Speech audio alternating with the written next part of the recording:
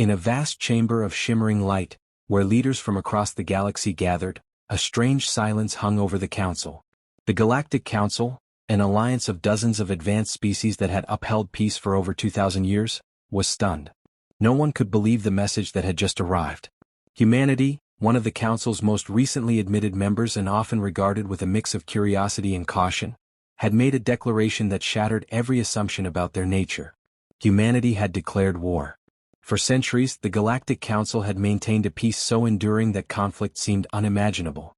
This wasn't just a formal truce, it was the longest era of peace in galactic history. For the Council, war was something from ancient times, a mistake of less civilized eras. In this unity they saw a model of progress, a symbol of collective growth. Through cooperation, trade, and diplomacy, they had forged a society where even the thought of war seemed primitive, an unthinkable return to an abandoned past. Humans had always been different, of course. Some said unpredictable, others just strange. They were explorers, curious and eager, with a hunger for understanding new worlds and finding allies. Known for their resilience, humans had been among the few to settle on planets that others had deemed uninhabitable. They adapted, often displaying a strength that the other species couldn't quite understand. Yet despite these traits, humanity had never shown any signs of aggression. They sought peace, trading knowledge and ideas, even sharing technology with other species who were more advanced. Though a young species by Council standards, humans were viewed as peaceful, almost idealistic. Now, in this vast chamber, representatives from every major civilization looked at each other in disbelief, trying to process the shock. How could it be true? What could have happened to drive humans to make such an extreme decision? For many Council members, it felt like a betrayal of the peace they had all sworn to uphold. To others, it was incomprehensible. They had seen humanity as a race striving to build bridges, not to destroy them. No one could fathom why humans of all species would break the peace and declare war. Whispers filled the chamber. Questions, doubts, and accusations flew back and forth. Some claimed that humans were unstable, that their past history of conflicts on Earth had hinted at an inability to truly embrace peace. Others argued that this must be a misunderstanding or some desperate mistake. But as the details of the human message unfolded, it became clear that this was no error. Humanity had made a calculated, conscious decision to go to war. Representatives speculated wildly. Had humans encountered a rogue force they couldn't control? Were they overreacting to some minor skirmish? Some even suggested that humans were deliberately exaggerating a threat to justify their actions. But no one had answers, and the air grew tense as the debate continued. The Council was torn between disbelief and unease. Finally, a representative of one of the oldest species, a towering figure with eyes that glimmered with ancient wisdom, spoke above the chaos. If humanity is willing to break 2,500 years of peace, then the danger they face must be extraordinary. A chill settled over the Council. They had all heard stories about the horrors that existed beyond the edges of known space, of dark, forgotten realms that the Council had never dared explore. Could it be that humans had ventured too far, that they had awakened something no one else dared confront? The session closed with no answers, only the uneasy realization that humanity was unlike any species they had encountered before. They would soon learn just how different humans truly were. The truth behind humanity's sudden declaration began to unfold, piece by piece, as the Council reluctantly investigated the situation. The humans had not gone to war lightly. They had encountered something beyond the farthest edges of known space, something that even the most ancient species in the galaxy had heard only in whispered myths. An apex predator, an alien race driven by conquest and destruction. This species, known only as the Shai'kaar, had a reputation for devastation. They didn't seek alliances or trade. Their history, from what humanity could gather, was a grim cycle of annihilation, leaving only lifeless worlds and drifting wrecks in their wake. Humanity's first encounter with the Shaikar had been a brutal one. A fleet of exploratory vessels, filled with civilians, scientists, and diplomats, had stumbled into Shaikar space. The humans sent peaceful signals, offers of contact and cooperation. But the Shaikar responded with overwhelming force. The attack was swift and unprovoked, an onslaught so brutal that only a few ships managed to escape, carrying horrifying tales of destruction. Survivors spoke of immense, bioengineered warships capable of ripping through even the most advanced shielding systems with ease. The Shaikar made no attempt to communicate, no effort to negotiate. They attacked with a singular purpose, and those few who survived understood one thing: the Shaikar did not want peace, they wanted submission or extinction. The reports were met with disbelief and scorn in the council. Many members scoffed, dismissing humanity's claims as exaggerated. Some even suggested that humans were too fearful, that they misunderstood the Shaikaar's intentions.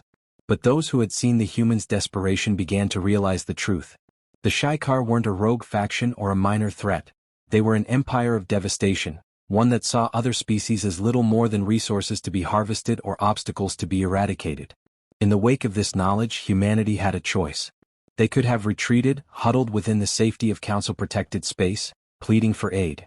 Instead they chose to stand. For them the decision was clear. Allowing the Shaikaar to continue unchecked would be a death sentence, not only for humanity but potentially for all intelligent life within the galaxy. The humans understood that if they backed down, this threat would not stop at the edges of human-claimed space. It would keep advancing, consuming and destroying everything in its path. When the council was informed of this threat, they hesitated. They were skeptical, even dismissive, as humanity recounted the horrors they had witnessed. To the council this seemed like a dramatic overreaction. The Shaikaar were undoubtedly dangerous, but surely they could be reasoned with or at the very least, contained. Yet, humanity's leaders made it clear that containment was not an option. The Shaikaar's history of obliteration left no room for compromise. Humanity had seen the cost of ignoring threats in their own history, and they knew too well the consequences of underestimating an enemy determined to dominate. Still, the council hesitated, bound by their rules and unprepared to take drastic measures based solely on humanity's warnings. They had never faced an enemy like this, and the idea of breaking the ancient peace was unthinkable. Humanity stood alone, defiant and unyielding, resolute in their commitment to stop the Shaikaar before they could pose a danger to others. As the council deliberated, they could see the iron determination in humanity's response. There was no question of surrender, no hint of fear in their stance. Humanity had seen the darkness, and they had chosen to fight it, not just for themselves but for all those who could not defend themselves. It was then that some council members began to understand that this was no mere outburst from a reckless, young species. Humanity's willingness to risk everything wasn't born of desperation or fear. It was a calculated decision, one driven by a deep-seated understanding of what was at stake. The council's skepticism began to waver, replaced by a growing respect and unease. This was a side of humanity they had not anticipated, a force willing to face annihilation rather than compromise their principles. Humanity wasted no time. In response to the Shaikaar threat, they mobilized every resource they had, bringing together scientists, engineers, strategists and soldiers with one singular purpose: prepare for the impossible. Knowing they faced a vastly superior force, humanity poured everything into innovating new technologies and battle strategies that would give them even the slightest edge. They couldn't match the Shaikaar in sheer firepower, but they could be unpredictable, leveraging every unconventional tactic they developed over centuries of conflict back on Earth. War factories began producing weapons at an unprecedented pace, adapting designs to maximize flexibility and efficiency.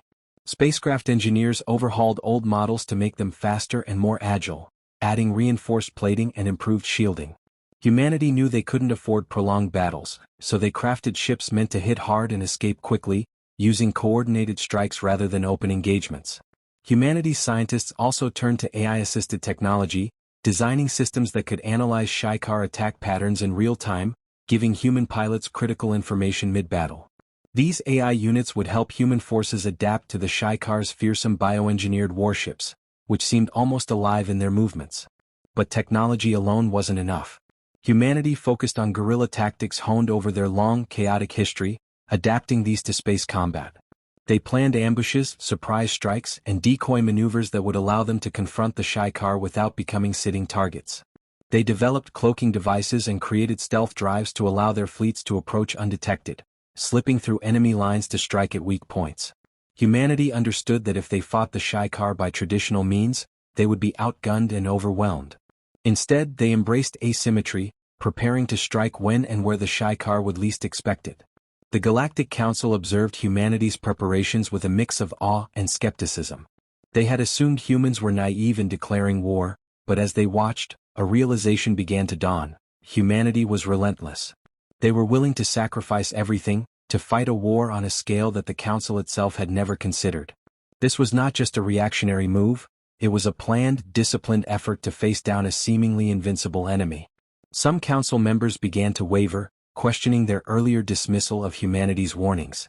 A few voices within the council even spoke up, suggesting that perhaps the humans' assessment of the Shaikar was accurate, that this was not a foe to be reasoned with or contained but a force that demanded opposition. Humanity's resolve was matched only by their unity. Across Earth and its colonies, every faction set aside past grievances to work together. Nations pooled their military resources, scientific communities shared data without hesitation, and civilians volunteered for roles that would support the war effort. Leaders made it clear to their people that this was not just about defending their worlds but about preserving their freedom and their right to exist without bowing to the demands of a genocidal force.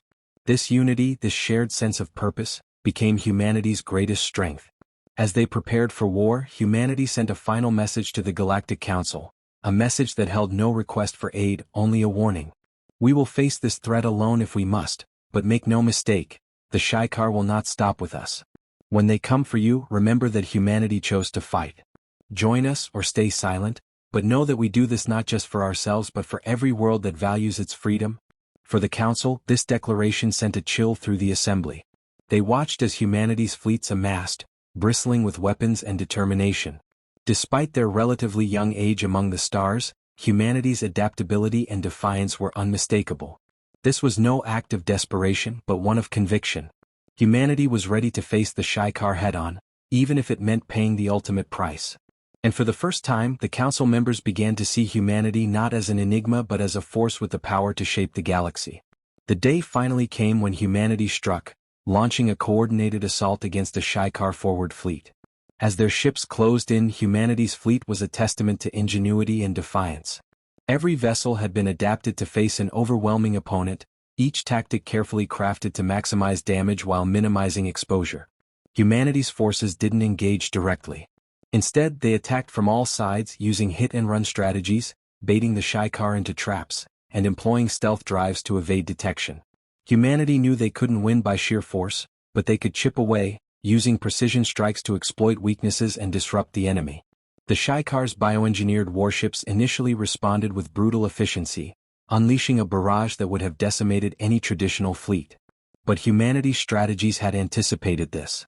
Every time the Shaikar focused on one section of the fleet, human ships would peel off in unexpected directions, using their speed and agility to reposition and strike from new angles.